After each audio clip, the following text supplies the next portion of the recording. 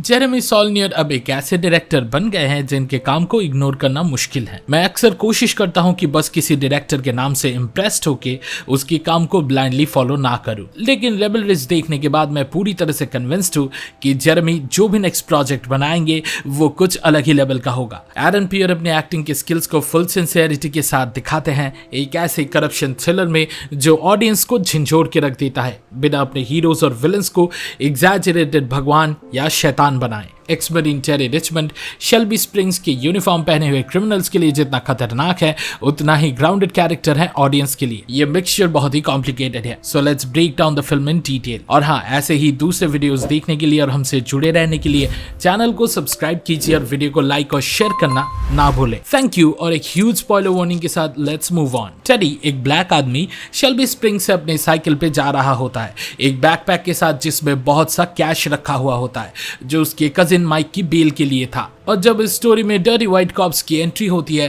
तो आपको पहले से ही ये सिचुएशन काफी खतरनाक लगने लगता है, और बिल्कुल वही होता है जो आप सोच रहे हैं, यानी टेरी को बिना किसी वजह के ऑफिसर स्टीव और इवन रोक लेते हैं और उसके पास जो पैसा था उसे छीन लेते हैं।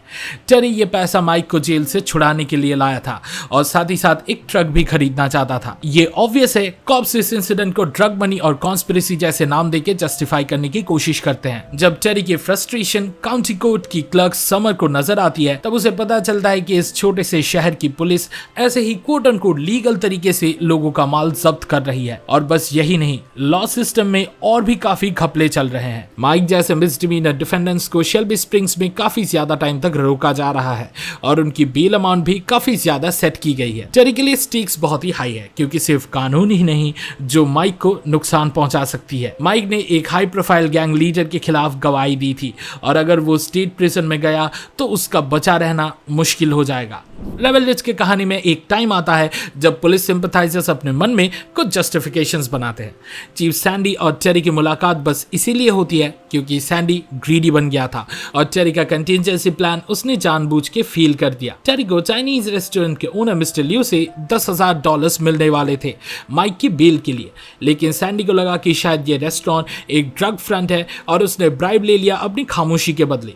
तो अब टेरी के पास एक ही ऑप्शन बचा था, पुलिस स्टेशन में जाके एक डील करना। सैंडी को ज्यादा पैसे रखने को मिल जाते जो उसके ऑफिसर्स ने टेरी से चुराए थे और बस उसे बेल के लिए जरूरी पैसे लौटाने थे।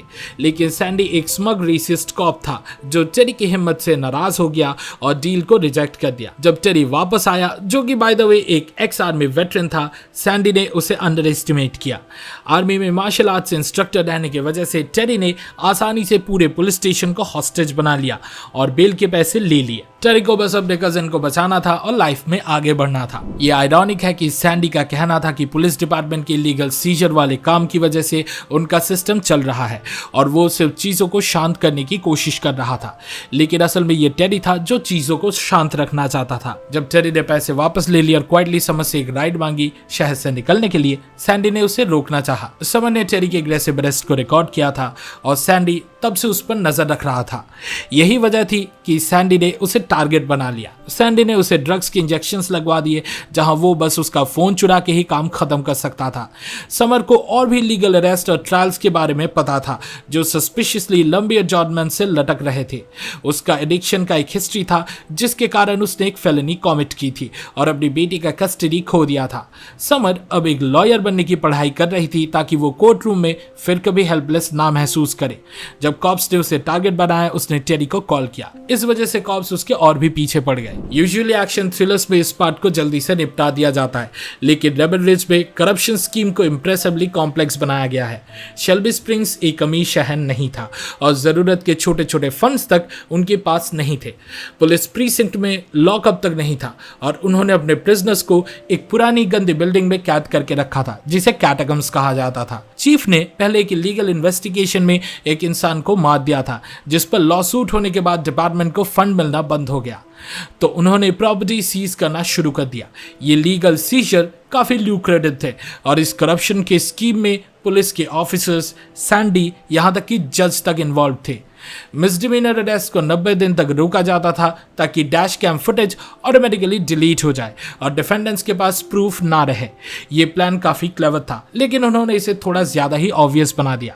समर जैसे कोई ऑब्जर्वेंट इंसान के लिए ये काफी ऑब्वियस था, और जब समर ने कैटाकम्स में डैश कैम फुटेज स्टैश होने का पता लगाया तो पुलिस वाले और भी अलर्ट हो गए। इसी बीच माइक जेल में मर जाता है, टेरी को भागने का ऑप्शन भी दिया जाता है, लेकिन टेरी का प्लान सिंपल था।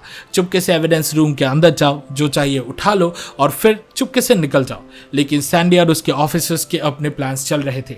इस बार सब कुछ बहुत क्लोज कट हो रहा था, स्पेशली जब समर आसपास घुसर पुसर कर रही थी, और बदकिस्मती से उन दोनों का मिशन आमने सामने टकरा गया। जब टेरी को एसडी कार्ड्स मिल गए जिसमें पिछले कुछ अरेस्ट इंक्लूडिंग उसके कजिन के अरेस्ट का फुटेज था, तो वो भागने के लिए तैयार था।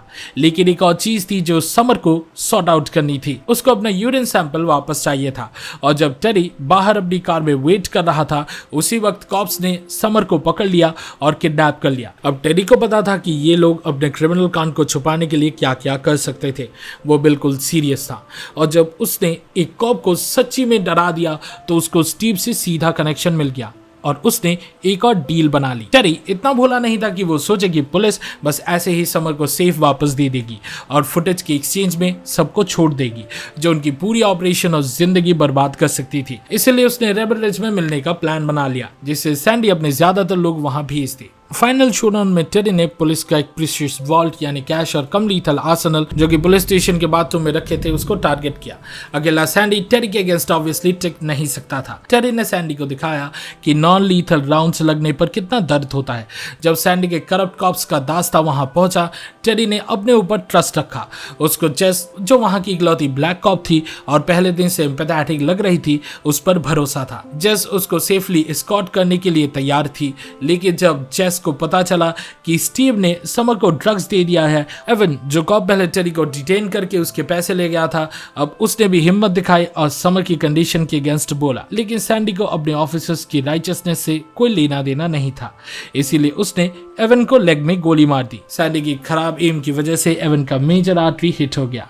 ये सपोजिटली पीसफुल एक्सचेंज का सबसे टेरिफाइंग फॉर्म था। टेरी ने कॉप्स के आर्सेनल उनके अगेंस्ट यूज किया और एवन की मदद से समर को नारकैन दे दिया। अब टेरी के जीतने का एक ही चांस बचा था, एवन का प्लान। डैश कैम लाइव रिकॉर्ड करता है, तो अगर टेरी एक कॉप कार हाईजैक करके एवन और समर को साथ लेकर निकले और सैंडी के शूटिंग का फुटेज मिल जाए, तो वो उस करप्ट पुलिस चीफ और उसके सब चेलों को सबक सिखा सकता था। रेबल रिज के एंडिंग में एक वाइल्ड चेज होती है जब कॉप कार टेरी के पीछे लगती है।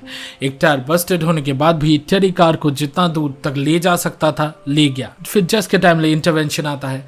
उसने देखा था कि कैसे उसके सुपीरियर्स ने एक पीसफुल सिचुएशन को एक ब्लड बाथ में कन्वर्ट कर दिया था। जस्ट जब सैंडी की कार को रोड से धक्का मार देती है, तब टेरी को भागने का रास्ता मिल जाता है।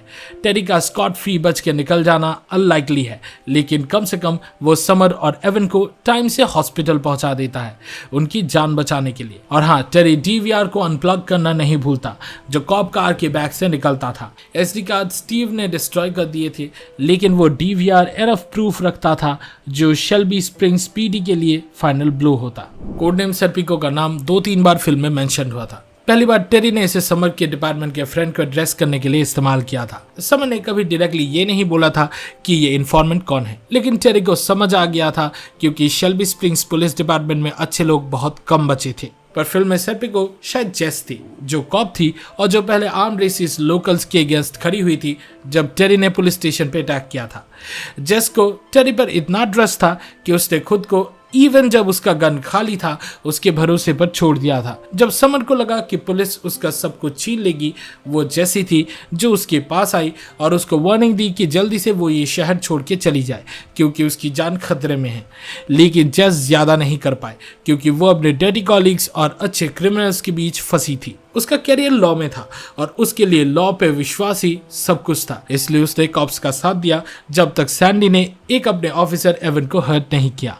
तब जेस ने पूरा पलटकर गुड गाइज का साइड ले लिया। जेस की मदद के बगैर समर और एवन मर सकते थे और टेरी का पोजीशन और भी ज्यादा खतरनाक हो सकता था। सरफेस लेवल पे रेबल रिज बस उस जगह का नाम लगता है जहां फाइनल एक्सचेंज होने वाली थी, लेकिन क्योंकि ये फिल्म अपने आप में काफी सेल्फ अवेयर है, ऐसा लगता है कि सिर्फ एक जगह के नाम को टाइटल बनाना थोड़ा ज्यादा सिंपलिस्टिक होगा।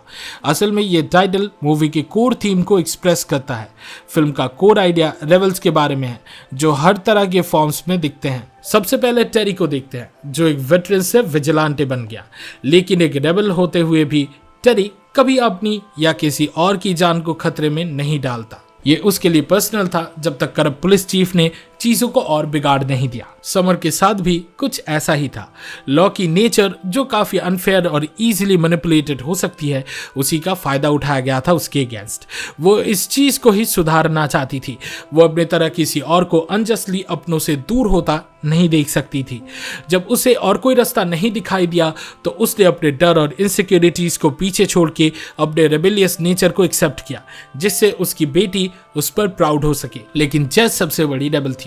वो एक ऐसे सिस्टम का हिस्सा थी जिसे उसने ही तोड़ दिया। जब उसने अपने आंखों के सामने देखा कि वो जिन चीजों पे यकीन करती थी वो पूरी तरह से टूट गई थी, यानी सैंडी ने एक ऑफिसर को इनोसेंट सिविलियन की जान बचाने के लिए गोली मार दी थी, तब जेस ने अपने अंदर के रेबल को जगाया। उसने पूरा करेज इकट्ठा किया और अपने डिपार्टमेंट से ही बगावत कर दिया। इस वीडियो को देखने के लिए शुक्रिया। रेबल रिज देखने का आपके एक्सपीरियंस के बारे में कमेंट सेक्शन में जरूर शेयर करें। सिनेमा सीरीज के वीकली डोज के लिए लाइक बटन दबाएं और हमारे चैनल को सब्सक्राइब करें। अगले वीडियो में मिलते हैं और फिलहाल के लिए वे साइनिंग ऑफ। अच्छा, चलता हूं and I will be back.